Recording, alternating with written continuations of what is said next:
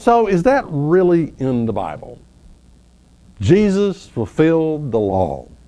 You know, here's the bottom line. If you're thinking that Jesus fulfilled the law so that you don't have to keep it, you've been brainwashed by mainstream. You know, if you think fulfill means abolish, dismiss, do away, no, it doesn't mean that. It means to fill up to its full original meaning. Just like those commandments that we looked at where Jesus said, but I say unto you, if you are angry with your brother, we're going to fill this law completely to the full. You've heard it said, don't murder, you know, don't kill, but I say unto you, if you have anger in your heart toward your brother, you're guilty of killing. We're going to fill this law completely full. We're going to make it fill, you know, we're going to fulfill this law by pouring this glass completely full. And you're going to get the real meaning and the real purpose of this law. And, you know, Jesus said, you've heard it said, don't commit adultery.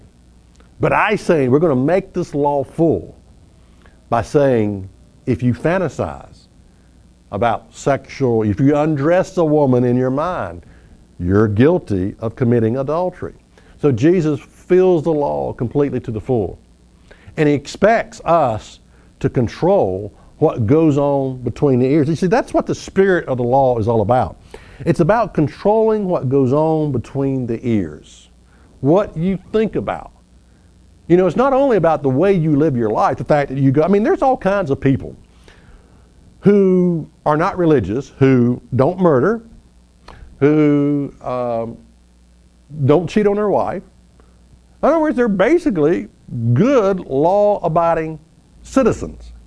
But what goes on up here, and this is what separates, you know, a real Christian from a fake. It's what goes on between the ears, what you think about.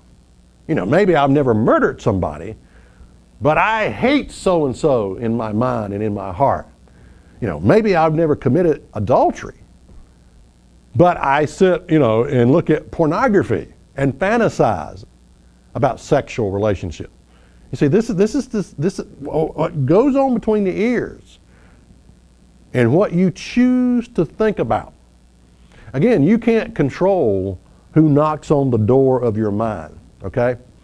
You cannot, I mean, we live in a rotten, filthy, evil world. There's sin all out there. There's temptation out there. You can't control who knocks on the door of your mind, but you can sure control who you let in.